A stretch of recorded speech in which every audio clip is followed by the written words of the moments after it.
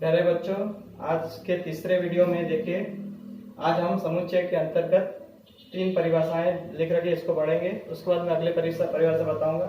पहले रिक्त समुच्चय की परिभाषा पढ़ते हैं। समुच्चय तो आपने समझ लिया था उस दिन। समुच्चय किसे कहते हैं कि वस्तुओं के सुपरिभाषित समूह को समुच्चय कहते हैं। वो परिभाषा भी याद कर लेना। इसके बाद इन परिभाषाओं को समझा रहा हूँ मैं, इनको भी याद कर लीजिएगा। उदाहरण सहित याद करना तो अच्छी तरह आपको कभी 2 नंबर के क्वेश्चन में परिभाषाएं भी पूछी जा सकती है।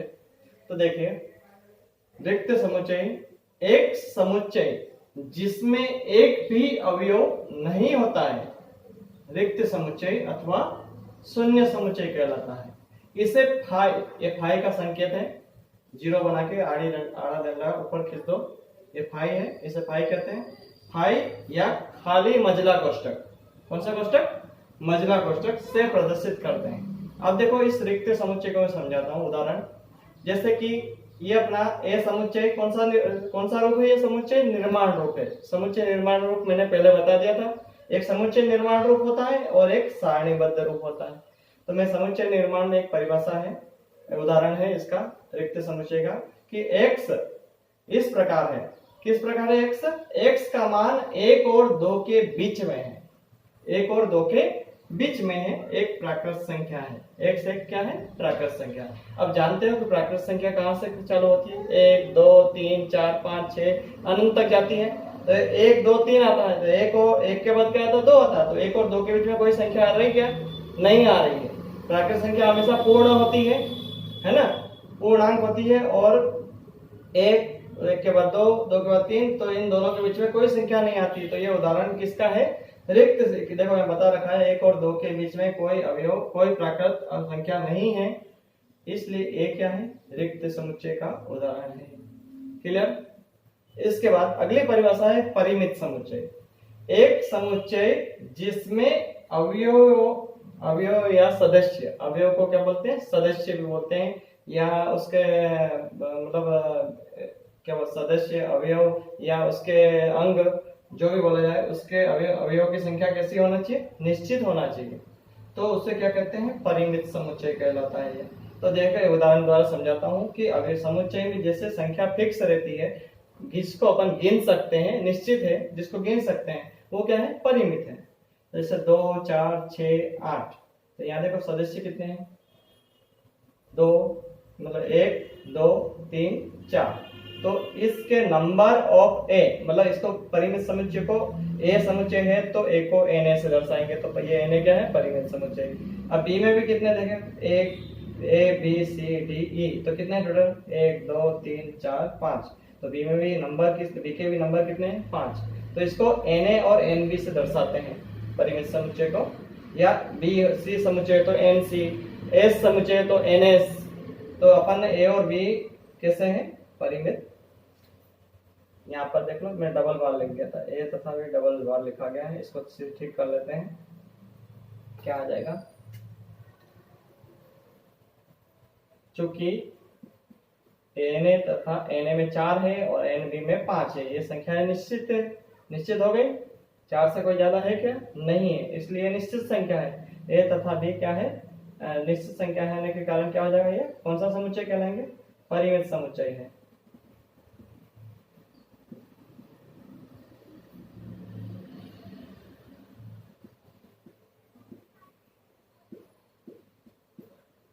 इसके बाद देखिए, अगली परिभाषा है अपरिमित। तो परिमित का उल्टा, तो इसका उल्टा क्या आएगा? निश्चित की जगह क्या आ जाएगा?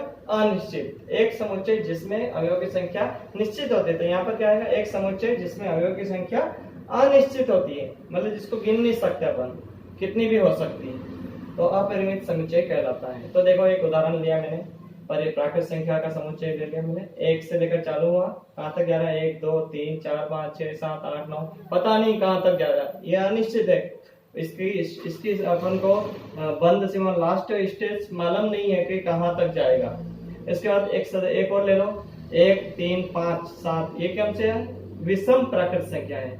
और एक सम संख्या का ले लो, 2 4 6 8 10, ये भी अनंत तक जाए, ऐसा एक समुच्चय और ले सकते हैं। तो अपन ने 2 उदाहरण द्वारा मैं बता रहा हूँ कि एक ए में ले लिया 1 से लेकर अनंत तक, जो भी है पता नहीं कितना जाएगा। और 1 3 5 7 9 11 13 15 कितना भी जा सकता है। तो इसमें ए और बी में अवयवों की संख्या किसी है, अनिश्चित है, इसमें फिक्स नहीं है। तो ये क्या हो जाएगा, अनिश्चित है तो अपरिमित समुच्चय। आप इन परिभाषाओं को क्लियर कॉपी में नोट कर लीजिए और मैं आगे फिर आपको बताते जाऊंगा कौन से क्वेश्चन करना है क्या नहीं। आप इन परिभाषा को वीडियो को रोक कर नोट कर लीजिए।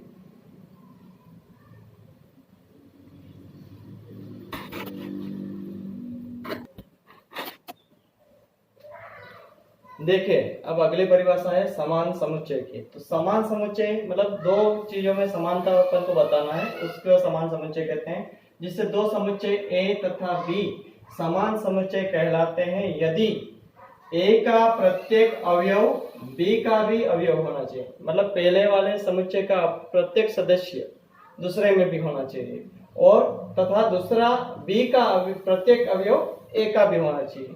जिसे आपको एक उदाहरण द्वारा बताता हूँ।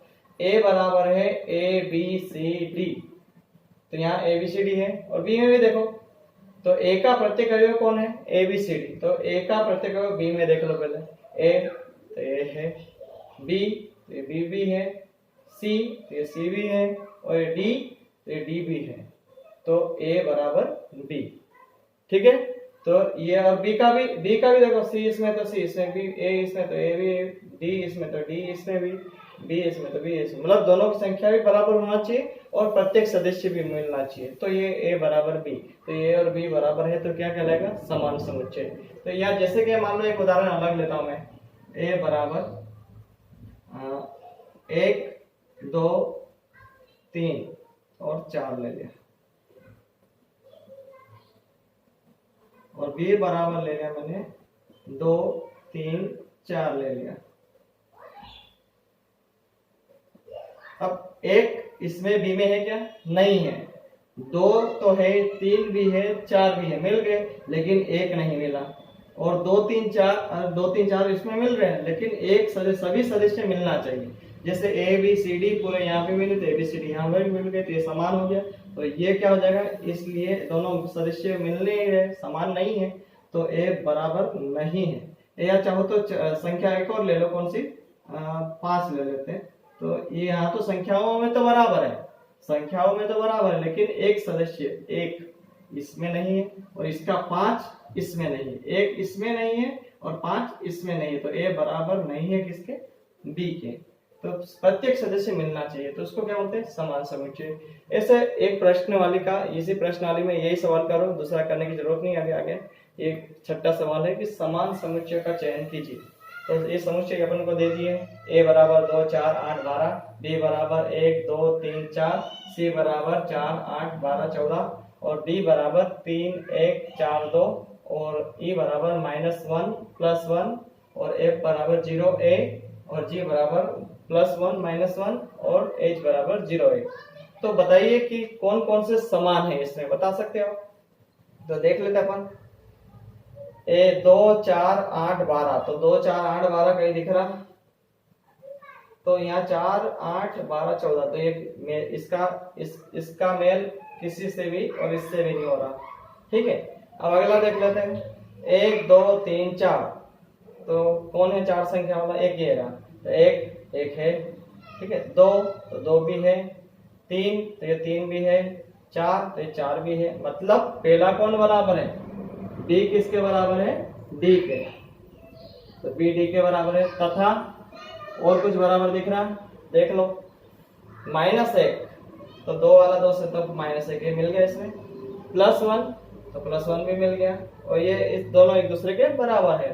तथा कौन बराबर है, ई बराबर ए।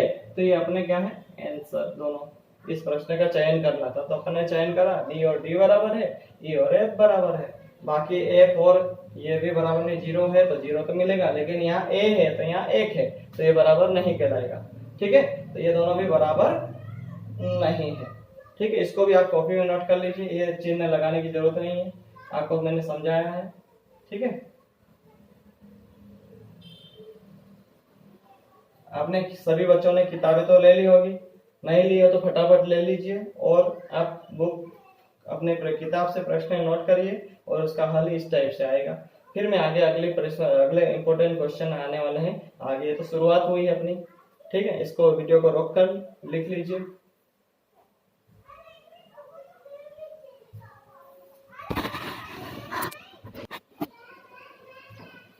देखिए अगली परिभाषा है अपनी उप समुच्चय की। समुच्चय तो पढ़ लिया, उप समुच्चय मतलब समुच्चय का एक भाग।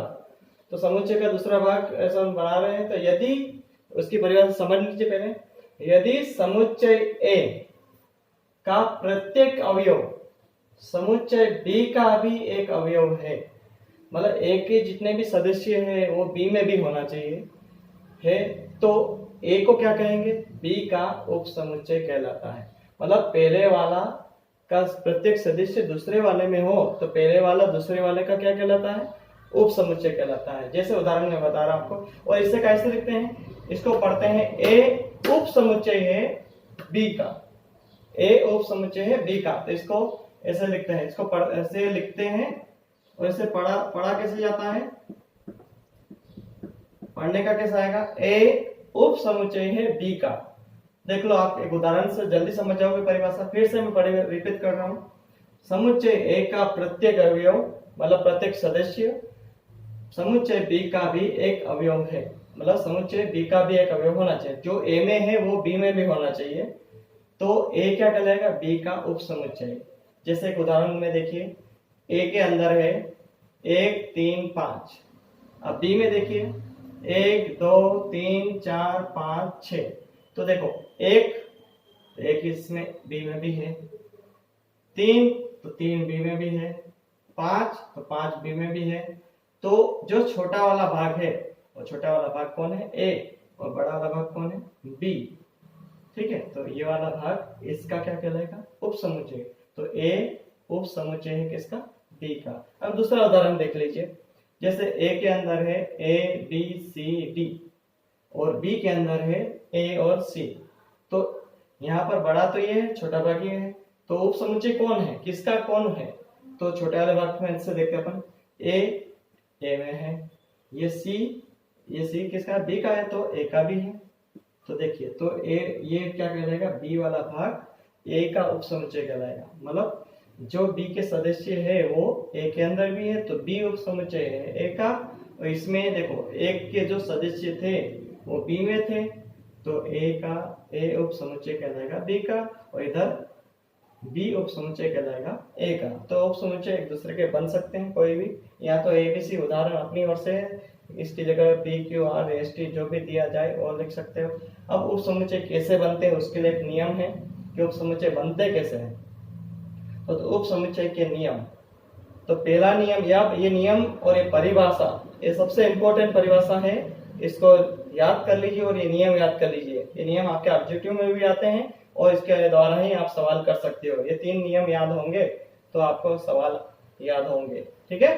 तो देखिए, किसी समुच्चय के उप समुच्चयों की संख्या कितनी होती है, 2 की घात n, मतलब 2 की घात n। ऐसा आप कभी कभी किताब में ये कॉपी में ऐसा लिख देते हो, गलत है, 2n हो गया, 2n नहीं लिखना, ये क्या है, गलत है। आपको लिखना चाहिए 2 की घात n होती है, ठीक है। फिर फाई सभी समुच्चयों का क्या होता है, उप समुच्चय होता है। फिर तीसरा नियम क्या है, कोई भी समुच्चय स्वयं का उप समुच्चय होता है। मतलब जैसे अपना ABCD है, इसके उप समुच्चय बनाएंगे तो ये खुद का भी उप समुच्चय भी कहलाएगा। देखो कैसे बनते हैं, एक उदाहरण द्वारा समझ लीजिए। तो तीनों नियम समझ में आए कि किसी उप समुच्चयों की संख्या कितनी होती है, 2 की घात n होती है। समुच्चय के उप समुच्चयों की संख्या 2 की घात n होती है।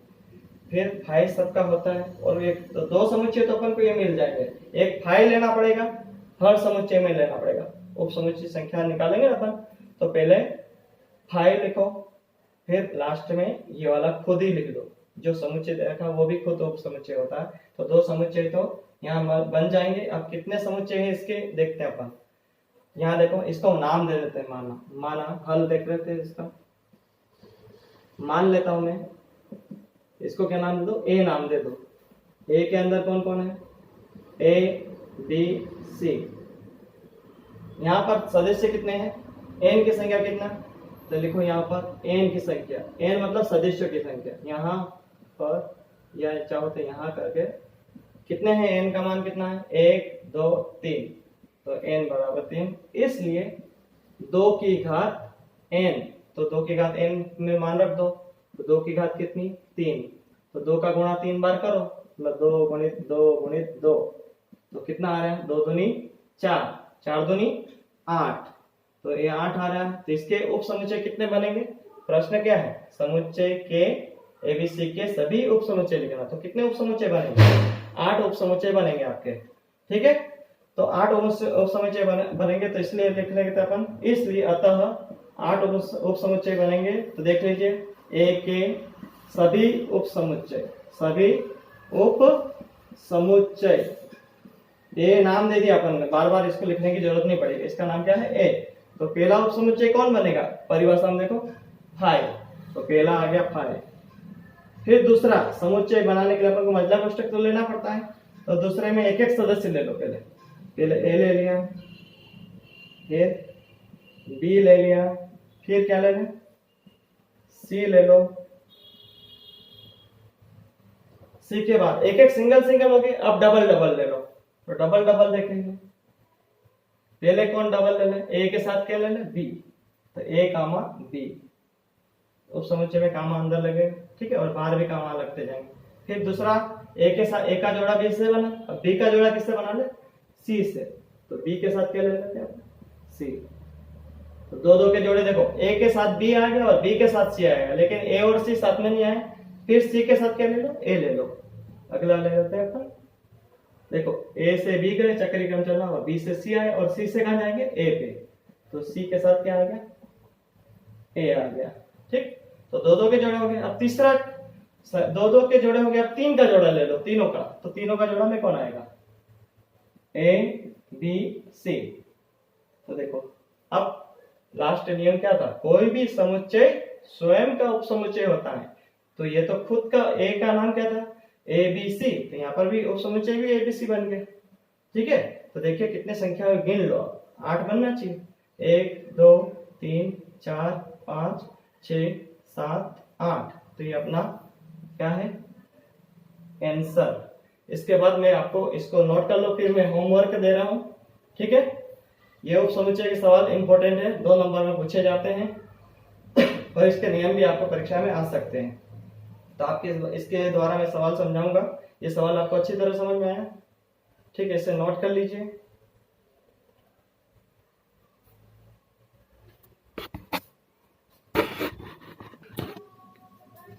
देखिए मैं आपको होमवर्क के रूप में दे रहा हूँ, ये क्या है आपका गृह कार्य होमवर्क है ना, HW है, ये आपको करना है। जैसे मैंने अभी उदाहरण एबीसी के उप समुच्चय निकाले, उसी टाइप से इसका प्रश्नावली का 1.3 का चौथा सवाल होमवर्क में दे रहा हूँ। चौथे में कितने सवाल है, 4 सवाल है, पहला दूसरा तीसरा चौथा। तो कैसे करेंगे एक एक के बता देते हैं अपन, हल शॉर्टकट में बता देता हूँ मैं, आपको स्वयं करके बताना है। जैसे यहाँ पर इसका नाम कोई भी दे सकता है, ए दे दो, इसका बी दे दो, इसको सी दे दो, ठीक है। जैसे मान लेना, पहले माना इसको ए नाम दे दिया, ए के अंदर ए है। अब चूंकि यहाँ बताना, यहाँ पर लिख लो क्या आएगा, यहाँ n के नंबर कितने हैं 1, इसलिए क्या जाएगा 2 की घात n बराबर 2 की घात 1, मतलब 2 का गुणा कितने बार, एक बार, तो कितने उपसमुच्चय बनेंगे 2 एकम, देखो 2 का गुणा कितने बार, एक ही बार, मतलब 2 एक ही बार आएगा, तो कितने उपसमुच्चय हैं 2 की घात 1, 1 मतलब 2, 2 की घात 1 मतलब 2, तो कितने उपसमुच्चय इसके 2 होना चाहिए। तो इसलिए अपन a के उपसमुच्चय ऐसे लिख लो, एक तो कौन आ जाएगा पहला 5 और एक खुद स्वयं, एक के उपसमुच्चय तो क्या आ सकते, पहला 5 आएगा और दूसरा स्वयं। ये अपना इसको होमवर्क नहीं करवाया मैंने, ये आपको प्रश्न मैंने हल करवा दिया, इस टाइप से इनको करना। दूसरा वाला स्वयं ये कौन सा था, पहला, ठीक है, ये पहला सवाल था। दूसरा आपको करना, तीसरा भी आपको करना और चौथा भी आपको करना है। तो पहला मैंने करवा दिया, दूसरा आप स्वयं करना, सेम लिखना, इसको बी मान लो या ए मान लो, कहीं भी कुछ भी मान सकते हैं। तो ए बी बराबर क्या है ए बी, तो बी क्या है, यहाँ पर बी का मान एन का मान कितना आएगा, इसमें 2 है, तो 2 की घात 2, तो 2 का गुणा 2 बार, 2 गुणित 2 कितना आएगा 4, तो 4 बनेंगे। तो पहला 5 बन जाएगा, दूसरा ए, दूसरा बी और तीसरा, ठीक है। फिर तीसरा, जैसा एबीसी का करा मैंने, एबीसी वाला करा था उदाहरण, यहाँ ये अलग अलग भी ले सकते हैं, एक को अलग लेना, दो को अलग लेना, तीन को अलग लेना, फिर दो दो के जोड़े लेना, फिर स्वयं ले लेना, फाइ तो सब में लिखना है, आगे ये फाइ तो सब में आएगा, ठीक। और इसके बाद चौथा सवाल, मैं चौथा बता देता हूं आपको। चौथा इसको मान लेता हूं मैं, आप इसको क्या मानोगे ए, इसको क्या मानोगे बी, इसको क्या मानोगे सी, और इसको क्या मानता मैं डी। माना डी बराबर क्या फाइ, चूंकि यहाँ पर लिखो, यहाँ सदस्य कितने हैं, एन का मान कितना है, कुछ नहीं, 0 है ना, जी का एन का मान कितना है, 0 है, इसलिए 2 की घात n बराबर 2 की घात 0, n का मान कितना है 0। तो किसी भी संख्या की घात 0 हो, कोई भी अवयव, a की घात 0, 2 की घात 0, 5 की घात 0, कहीं भी हो, उसका मान कितना आएगा, 1 आता है। तो अतः नियम क्या कहता है कि फाइ सबका होता है, फाइ सबका होता है, तो फाइ का क्या उपसमुच्चय आएगा, फाइ। अतः डी का उपसमुच्चय, या चाहो तो डी की जगह क्या लिख सकते हो, फाइ। ये डी नाम दिया है मैंने, तो नहीं तो यहाँ तो लिखो फाइ का उपसमुच्चय क्या आएगा, फाइ, क्योंकि दूसरा कोई है ही नहीं सदस्य, यहाँ एक ही बनना चाहिए, एक कौन बनेगा, फाइ स्वयं।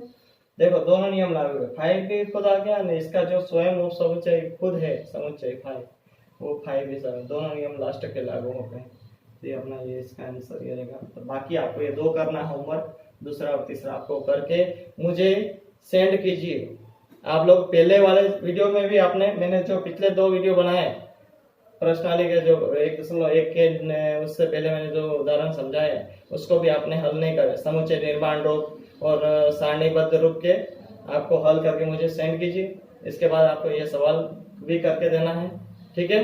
और फिर काफी बना लीजिए, पढ़ाई स्टार्ट हो चुकी है, ठीक है, और अच्छी तरह समझिए।